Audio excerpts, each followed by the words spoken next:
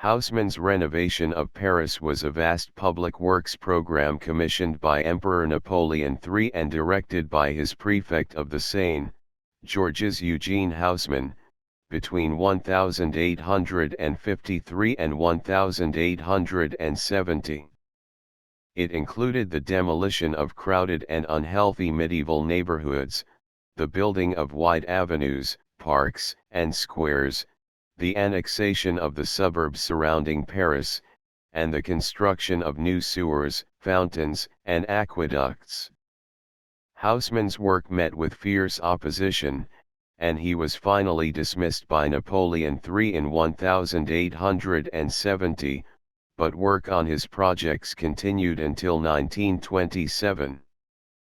The street plan and distinctive appearance of the center of Paris today is largely the result of Haussmann's renovation. In the middle of the 19th century, the center of Paris was overcrowded, dark, dangerous, and unhealthy. In 1845 the French social reformer Victor Considerant wrote, "Paris is an immense workshop of putrefaction, where misery, pestilence, and sickness work in concert, where sunlight and air rarely penetrate. Paris is a terrible place where plants shrivel and perish, and where, of 7 small infants, 4 die during the course of the year." The street plan on the Tie de la Cite and in the neighborhood called the Quartier des Arcis, between the Louvre and the Hôtel de Ville, City Hall, had changed little since the Middle Ages.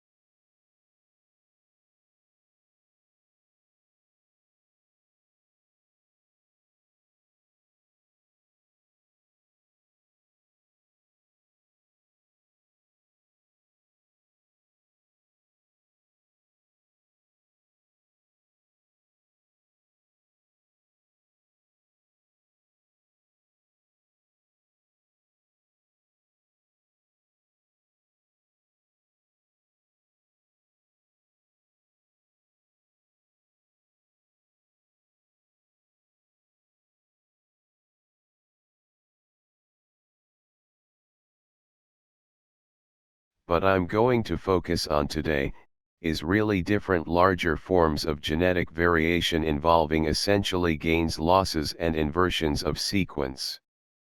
So showing here is a 30 in the simple diagram. We have an example of some structural variation operationally defined as events greater than a kb in size. So we have pieces of DNA that sometimes become deleted. We have pieces of DNA that sometimes become duplicated on chromosomes and regions which can be in fact inverted or turned around with respect to another orientation. So this very busy map here represents probably about 3 years of work in my lab, just to kind of characterize the general pattern of structural variation in 8 human genomes. So shown here are different human chromosomes for from African, and for from non-African. The distinctions really aren't that important, but what I'm showing you here is the presence of insertions, deletions and inversions as red as blue, red and green, and so each line here represents a different human genome that has been analyzed looking for structural variation of events greater than 5,000 base pairs in size. So a couple things you can maybe get from this is you can see that there's a lot of genetic variation out there, that is above the level of single base pair change, and most of the events that you're seeing here are essentially inherited, but we now know based on studying roughly about 2,000 human genomes, but there's a significant fraction of very large events, often hundreds of kb in size, that are either individually specific or specific to specific families, so this is kind of changing our view of the dynamic nature of the human genome.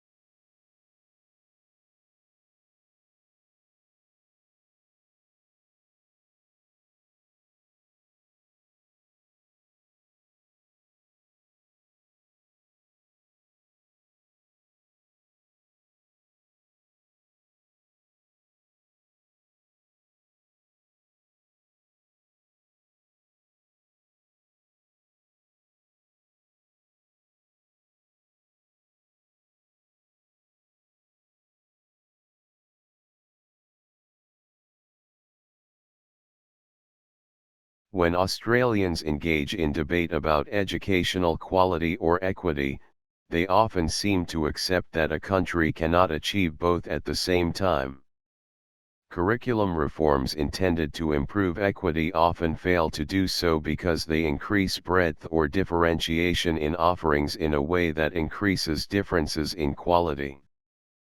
Further, these differences in quality often reflect differences in students' social backgrounds because the new offerings are typically taken up by relatively disadvantaged students who are not served well them. Evidence from New South Wales will be used to illustrate this point. The need to improve the quality of education is well accepted across OECD and other countries as they seek to strengthen their human capital to underpin their modern, knowledge economies. Improved equity is also important for this purpose, since the demand for high-level skills is widespread and the opportunities for the low-skilled are diminishing. Improved equity in education is also important for social cohesion. There are countries in which the education system seems primarily to reproduce existing social arrangements, conferring privilege where it already exists and denying it where it does not. Even in countries where the diagnosis might be less extreme, the capacity of schooling to build social cohesion is often diminished by the way in which schools separate individuals and groups.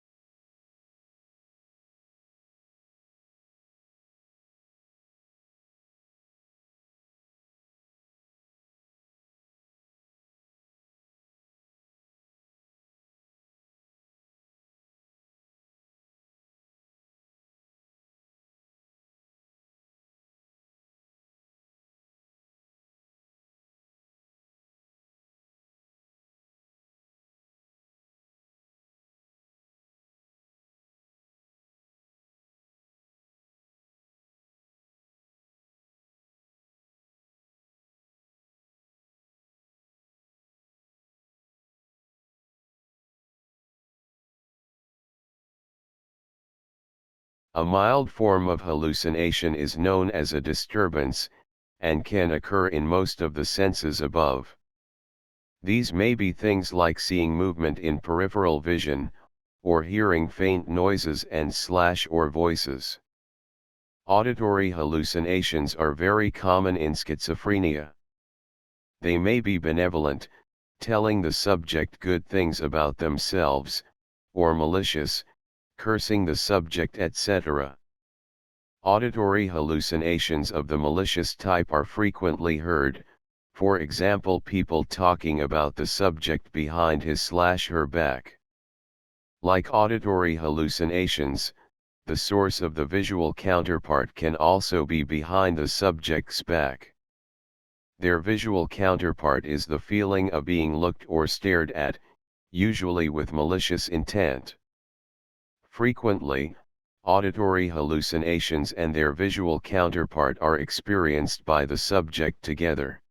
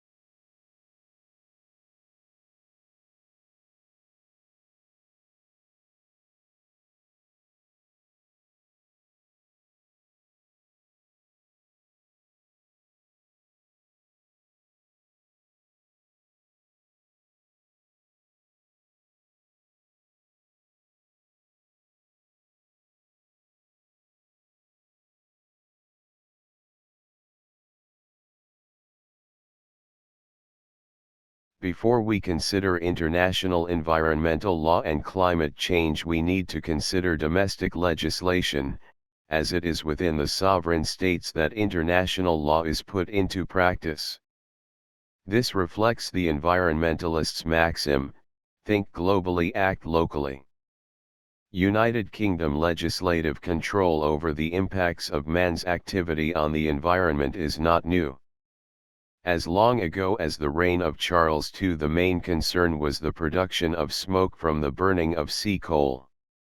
Almost all areas of trade and industry were subject to very detailed legislative controls at that time, although some were governed by self-regulation in the form of guilds, who regulated both supply and methods of production. However, the measures implemented were mostly ineffective because then, as now, the specifying of legal duties and standards without providing any appropriate enforcement merely indicated good intentions but were of little practical effect. The next stage was prompted by the Industrial Revolution with the urbanization of society and its profound effects on the environment.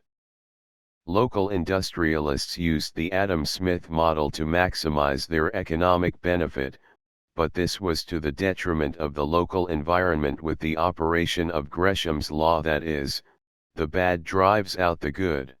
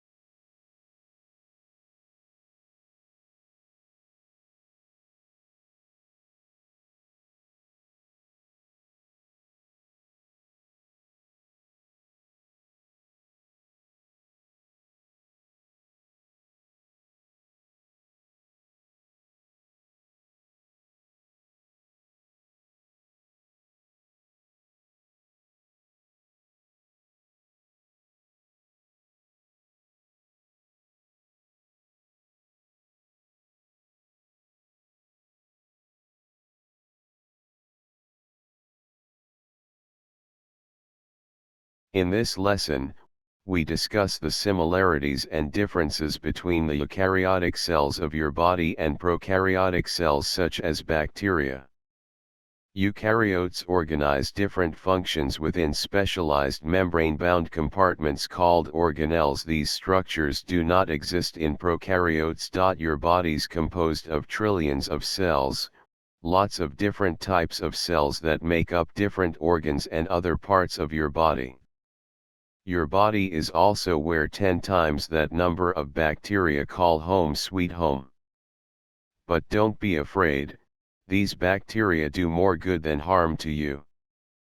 And besides, just in case you wanted to strike up a conversation with your tenants, you and your bacteria do have a few things in common. All cells share some common characteristics that make them living things. All organisms are composed of cells, the basic fundamental unit of life. They contain DNA as a heritable genetic material, and they can reproduce. They transcribe DNA into RNA and translate RNA into proteins on ribosomes. They can also regulate transport across a cell membrane and require chemical energy for some cellular processes. Organelles are the biggest difference between bacteria and cells that make up the human body. Organelles.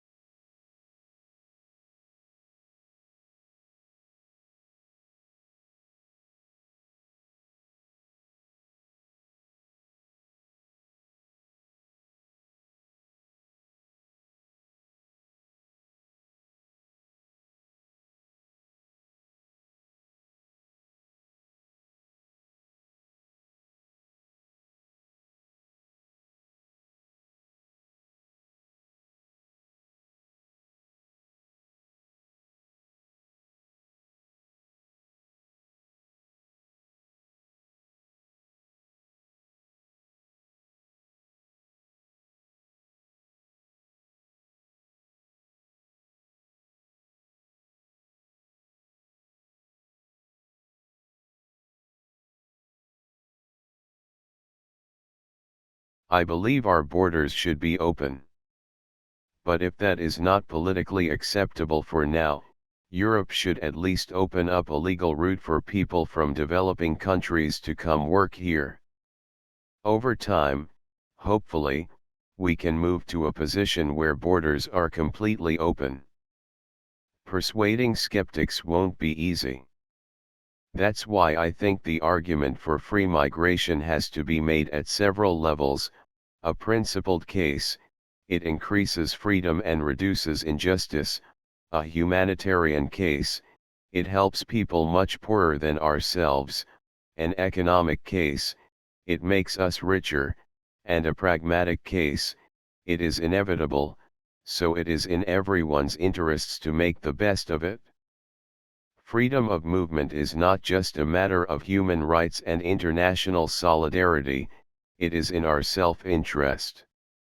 Opening our borders may seem unrealistic.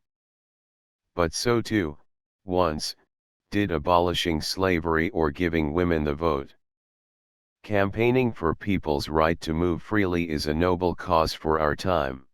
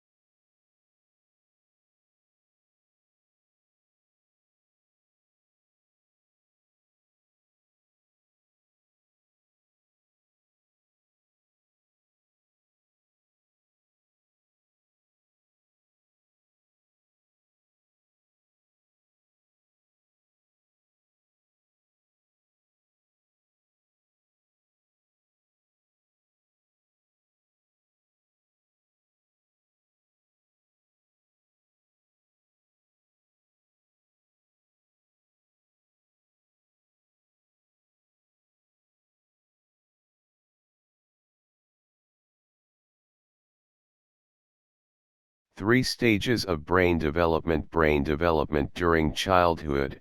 There are 3 stages, starting from the primitive brain, the action brain, limbic brain, feeling brain, and finally to the neocortex, thought brain.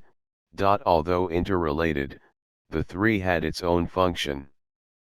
Primitive brain functions to manage the physical, to survive, manage reflex, motor motion control, monitoring body functions, and process information coming from sensing.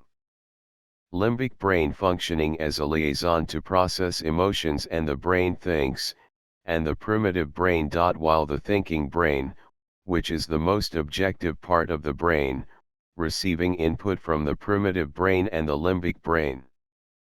However, he needed more time to process information from the primitive brain and the limbic brain.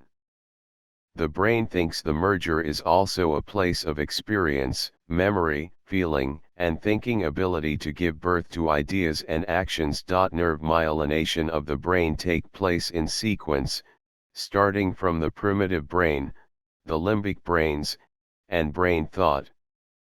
Neural pathways are more frequently used to make more myelin thicken. Increasingly thicker myelin, the faster the nerve impulses or signals travel along nerves. Therefore, a growing child is encouraged to receive input from the environment in accordance with its development.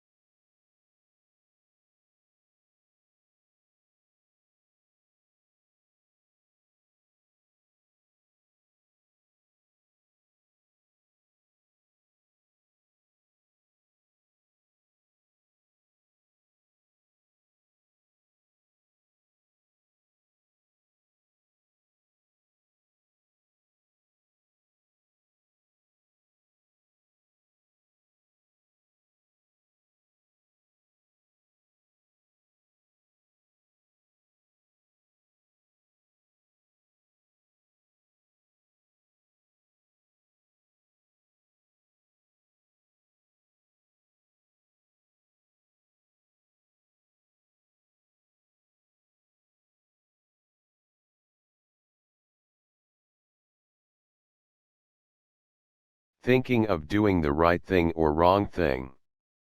For example, if a task is well designed, people are likely to do the right things, otherwise they are prone to make mistakes. Distractions, people will forget they are in the middle of doing something. For example, we usually forget to take the original copy after using the copy machine if something disrupts the thinking process. There are 2 strategies to avoid making mistakes. The chance of making mistakes depends on the quality of task design, so you could polish the instructions. If the task is well designed, people are likely to do right things.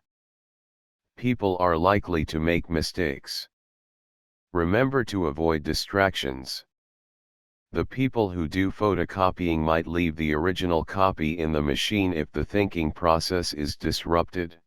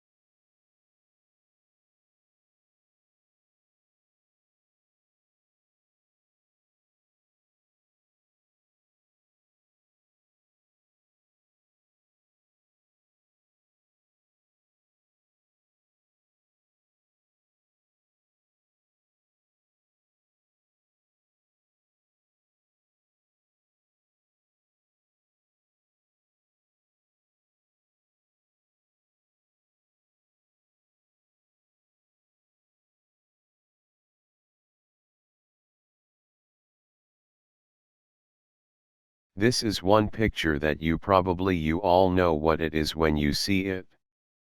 It's a familiar looking image. It's something that probably we all have some personal experience with, right? This is a chest X-ray that would be taken in your doctor's office, for example, or a radiologist's office. And it is a good example of biomedical engineering, and that it takes a physical principle, that is how do X-rays interact with the tissues of your body, and it uses that physics, that physical principle to develop a picture of what's inside your body, so to look inside and see things that you couldn't see without this device. And you'll recognize some parts of the image. You can see the rib cage here, the bones, you can see the heart is the large bright object down here. If you have good eyesight from the distance, you can see the vessels leading out of the heart and into the lungs, and the lungs are darker spaces within the rib cage.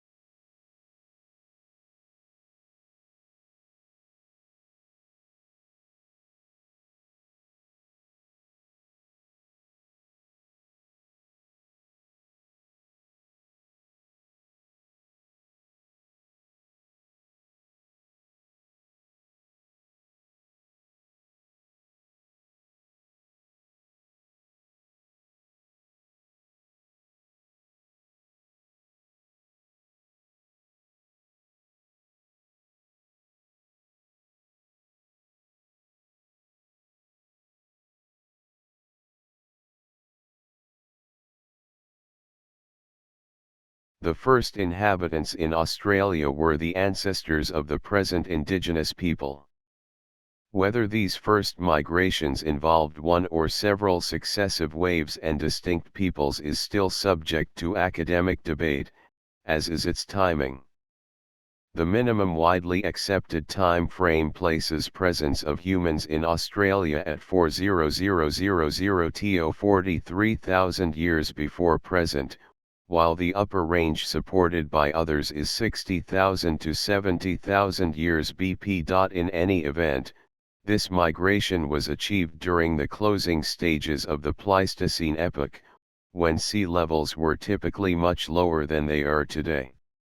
Repeated episodes of extended glaciation resulted in decreases of sea levels by some 100,150 m. The continental coastline therefore extended much further out into the Timor Sea than it does today, and Australia and New Guinea formed a single landmass, known as Sahul, connected by an extensive land bridge across the Arafura Sea, Gulf of Carpentaria and Torres Strait. The ancestral Australian Aboriginal peoples were thus long established and continued to develop diversity and settle through much of the continent.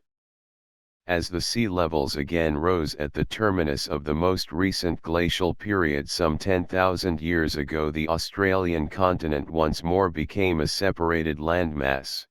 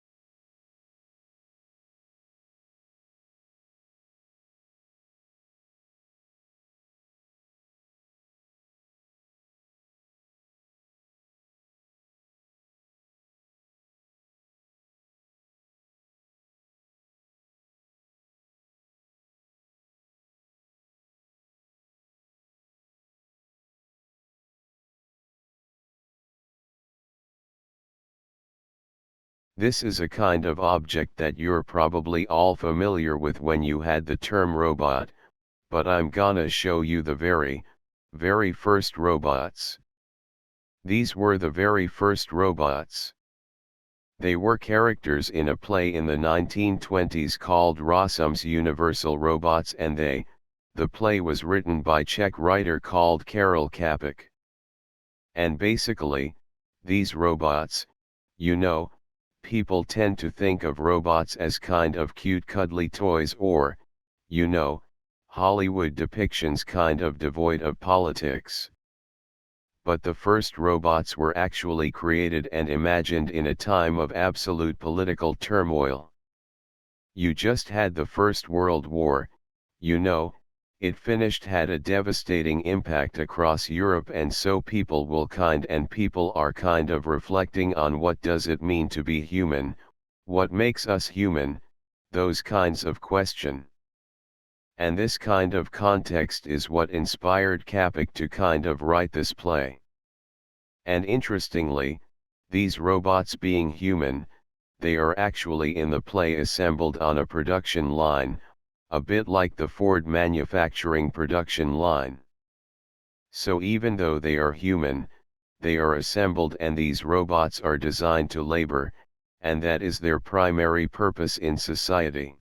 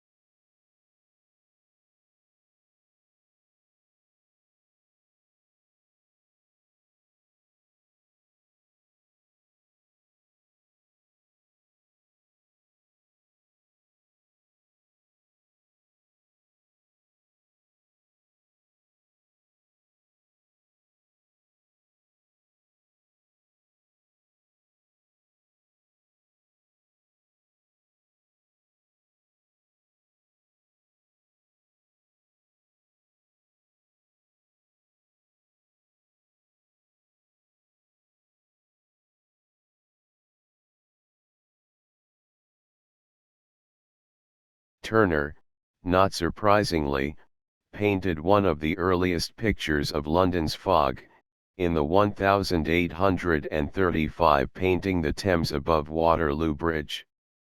Turner is a true-born Londoner, is advertising his familiarity with London's air problem by putting smoke, and atmospheric pollution at its center. And as you can see, in here, the bridge is the central elements, which is a theme that's later taken up by Monet. And it's partly obscured by the steam and smoke which rises from both sides of the river. Here, we see a shot tower. I think you can just about to see, which was constructed in 1826. Do you know what shot towers are? They produced shot for guns, ammunition. And they were very smoky, one of the more smoking industries. But it's barely visible, as you can see, as are the various industries on the Lambeth side of the river. On this side, there's a steamship about to dock or preparing to leave. It's black smoke thrusting up to join the kind of swirling arc of smoke there. William Rodner sees this painting as a potent essay on the energy and complexity of modern polluted organism.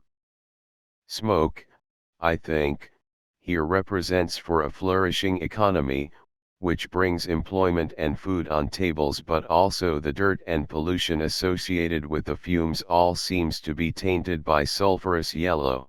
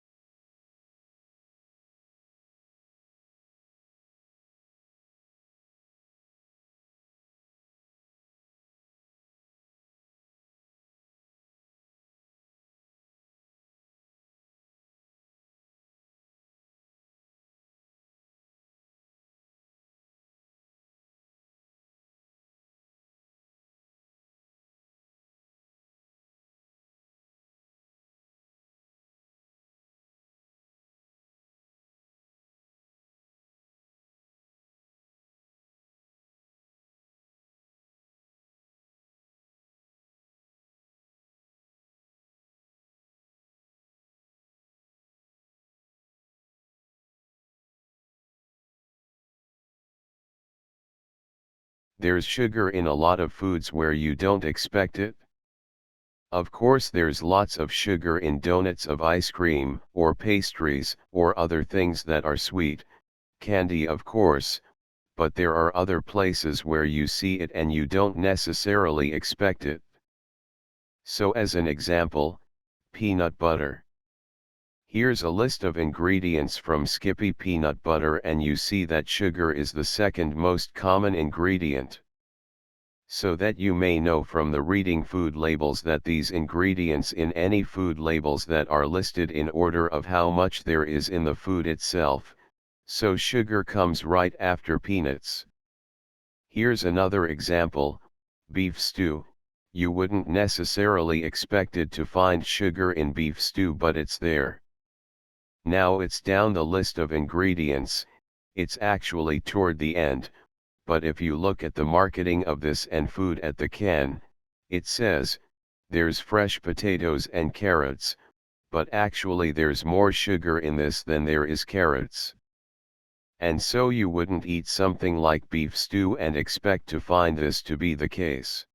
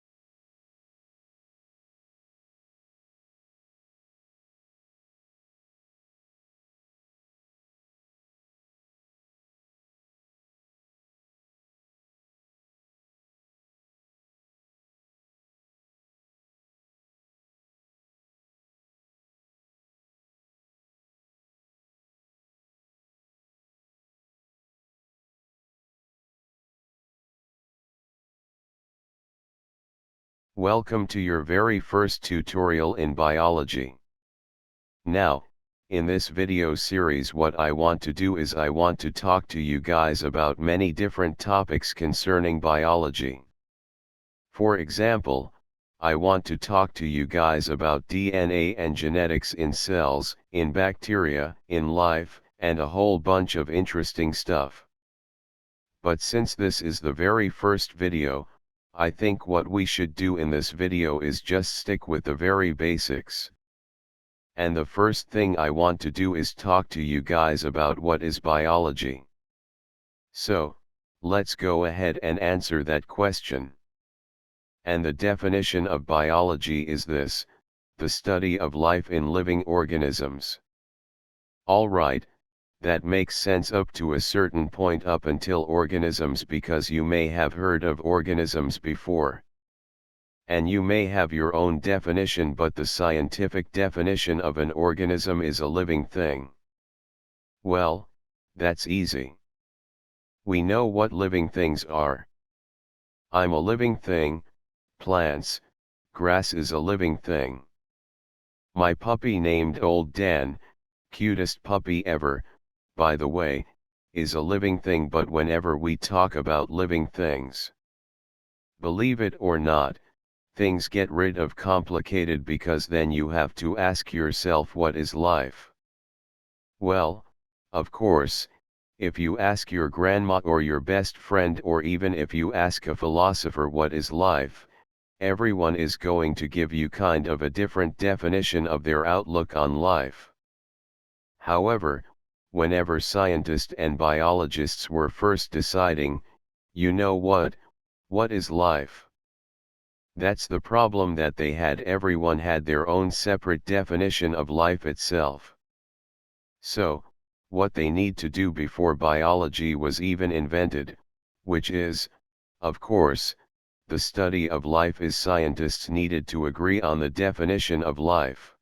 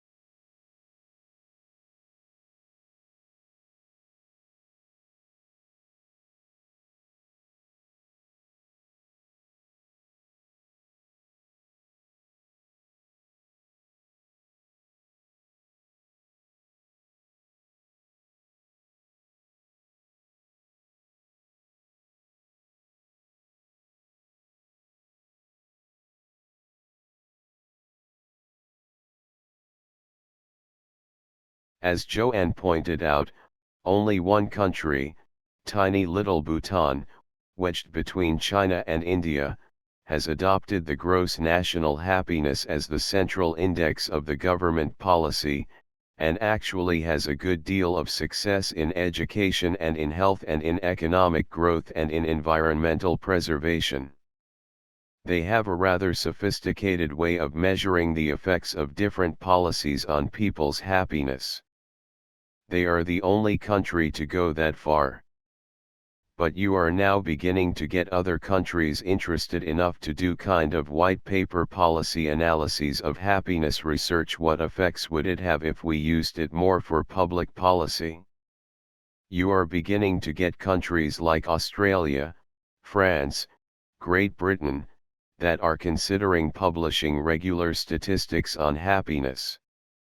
So it is beginning to become a subject of greater interest for policymakers and legislators in different advanced countries.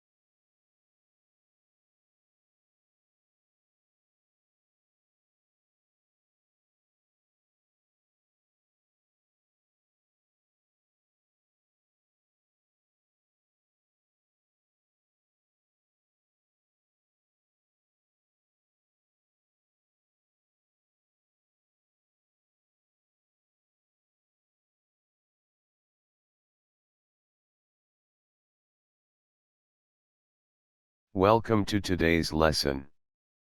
We're continuing with our study of taxonomy. Taxonomy is how scientists classify organisms into different groups based on the characteristics that they share. So, for instance, a good way to think about taxonomy is the U.S. Postal Service. If we want to send a letter to someone, we first start off by addressing it to the nation they are in. By default, we usually assume that's America, but it doesn't have to be in England or Costa Rica or Spain. You put their nation or their kingdom. Then within that kingdom, you address it to a slightly more specific level, their states. So, for instance, South Carolina would be the same as a phylum. And within that state, you would address it to their city and then to their street number, the street they live on. Then you would address it to, say, their apartment complex, and within that complex, you'd address it by their last name to their family, and then finally their first name to the specific person you want to get it to, and in that way we're able to weed out all the 400 million people we don't want to send our letter to in America and pinpoint the exact person we want the letter to reach. And in the same way, scientists use a taxonomy chart to pinpoint a living creature and organism and how it relates to everything else in the world.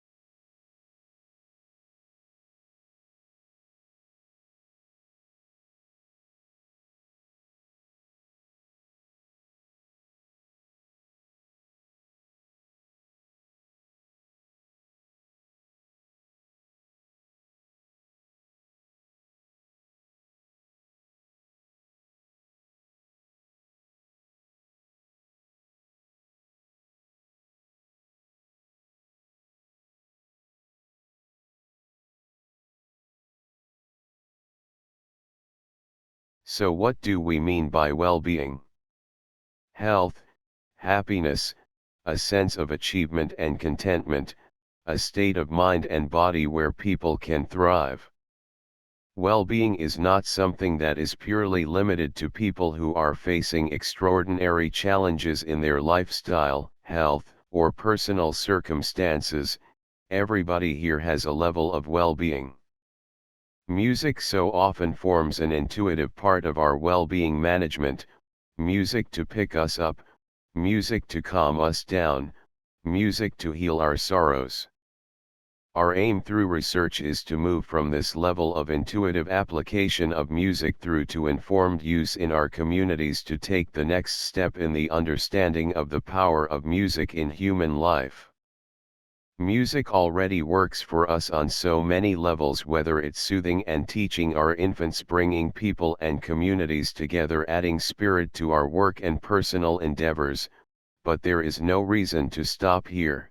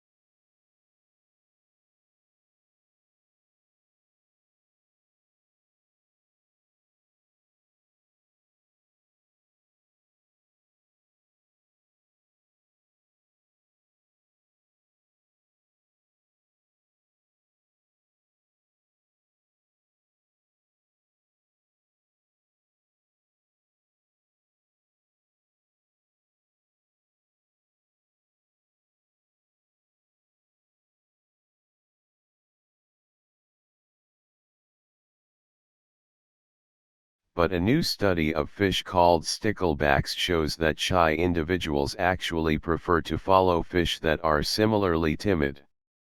Researchers had trios of sticklebacks with known personalities play follow the leader. The fish were placed in a tank that had some plastic plants at one end and some food hidden at the other. In some of the groups, a bold fish and a shy fish acted as leaders, while another shy fish followed. And in other groups, it was a bold fish that did the following. The researchers recorded whether the follower sallied forth more frequently with the fish that was behaviorally similar or the one that was different. What they found is that shy fish were more likely to emerge from under cover when an equally wary fellow was already out there. Bold follower fish did not seem to care which leader they followed. Of course, no matter which fish a stickleback chose to stick with, the bold fish did lead more expeditions over the course of the experiment than their more retiring friends. That's because the bold fish initiated more trips, regardless of who might be tailing them. The researchers write that when offered a choice of leaders, sticklebacks prefer to follow individuals whose personality matches their own, but bolder individuals may, nevertheless, be able to impose their leadership, even among shy followers, simply through greater effort.